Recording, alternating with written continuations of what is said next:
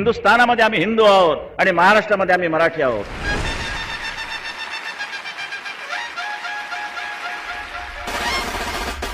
मनामध्ये माझ तरी आपण मुजोर नाही, दिसतो साधे भोळे तरी मनगट कमजोर नाही. आपल्याला नडायाचा कुणामध्ये चोर नाही, आपल्या एवढी कुणाचीही निष्ठा कठोर नाही. महाराष्ट्र वाचवण्या मतभेदा दूर टाकले,